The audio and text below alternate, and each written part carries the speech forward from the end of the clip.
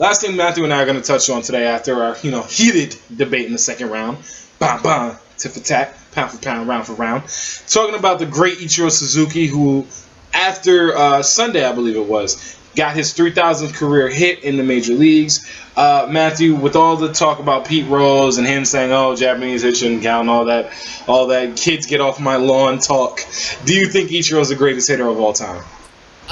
That's a big question to throw at me, and like we finally get to a topic that we actually agree upon. Like Ichiro is one of the greatest hitters of all time, but I'm not. I think there's just too many great hitters. I think actually thinking about it, Ted Williams to me is the greatest hitter of all time. But I was throwing out some names in like modern time, like I mean past 25, 30 years. I was thinking Tony Gwynn, Wade Boggs, Miguel Cabrera, Barry Bonds, and Edgar Martinez. He's certainly in that group, and maybe behind Tony Gwynn and Wade Boggs. I think he's up there. He's just the best. He's clearly the best hitter of our era.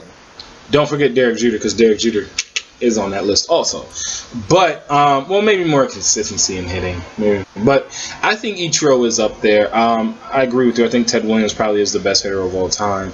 But when it comes down to the kind of career that he had, you can't put his numbers to the side. I think his numbers from Japan should actually count because it still is I think they should. I disagree because I mean, even though if it's saying like the all-time hits leader in professional baseball, I'm fine with that. But Major League Baseball, because it was two separate leagues in Major League Baseball history, no one to me has had more hits than Pete Rose. But if you say the most hits in professional baseball, then I'm fine with Ichiro. No, but here's the thing about it is that they've always kind of combined stats from Japan and then coming back over here to the U.S. I don't think they have. I don't know why they do it. No, they obviously have, or else they wouldn't be doing that. I was watching the Yankee game yesterday, and Masahiro Tanaka was pitching, and they were talking about how he reached his 400 strikeout yesterday, his 400 career strikeout. So, I mean, I'm fine with the way they separated because they are two separate entities in two separate leagues. So. But I'm just saying, in the world of baseball, if you're saying the greatest, like the most hits in the world of baseball, I'm fine with each of. But if you're saying Major League Baseball, I say Pete Rose. I mean, I can understand that, but obviously the Major League Baseball is going at it with the former approach in the sense of it's combined for some reason unbeknownst to me. They're going to do Japan and for the major leagues, or I don't know how they're doing it. I don't understand why they're doing it, but I can agree with the fact that they will look at both. They've always looked at both, and I think it's just stay consistent with that.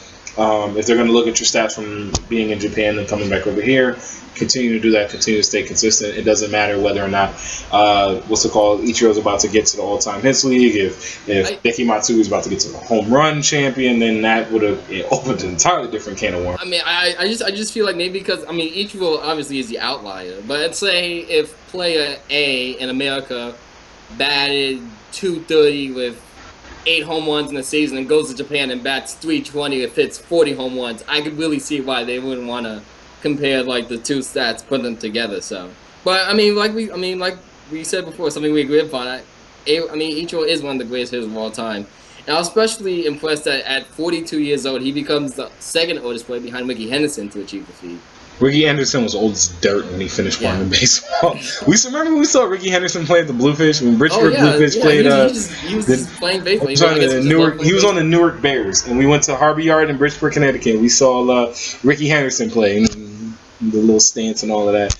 But I think when it comes down to it, Ichiro is going to be one of the most iconic players that we've ever seen in the game, not only our era but just in general. Yeah. From when he stepped on the scene in 2001, joining Fred Lynn from the Boston Red Sox, I believe in either 75 or 77, as the only player to come in, win Rookie of the Year and the AL MVP in the same year. Ichiro burst onto the scene, whether it was his arm out in right field, the way he was able to run the bases, or just like he said, the unique, unorthodox way that he was just, kind of stand there, run out the bar, slap the ball.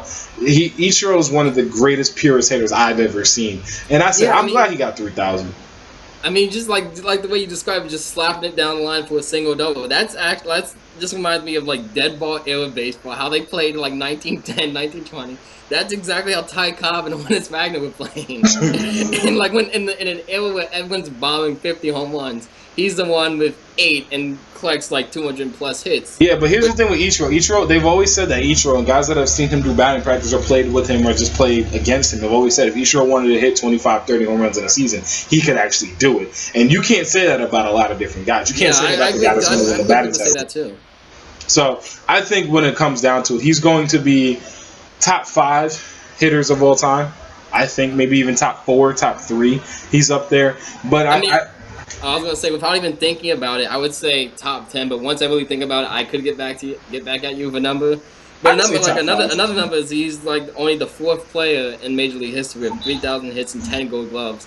We're referring back to his golden arm in right field, and he was just a great defender. Cause he's with Willie Mays, Al Kaline, and Roberto Clemente with that, and that's a very impressive class, I think. Yeah, and they saw he joins the list of most hits or players from overseas with 3,000 hits. I believe it's Rod Carew, Roberto Clemente, and it might be Ichiro. I might be missing one more. I got to check on that. I think it's either 3 players or 4 players. I believe Rafael Palmeiro also has it. Yes, Palmeiro. That's the other one. Okay, it was Palmeiro, Rod Carew, Roberto Clemente, and Ichiro.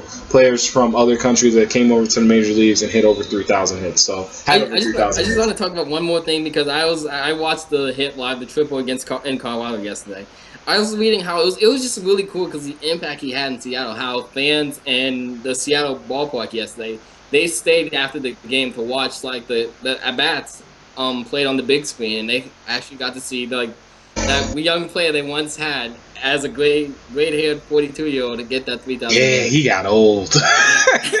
Ichiro got old. Let's see the picture we got here with him tipping the cap with all the gray hair. Ichiro got old. I mean, it happens to all of us. Yeah, Father Time's undefeated. Gosh darn it.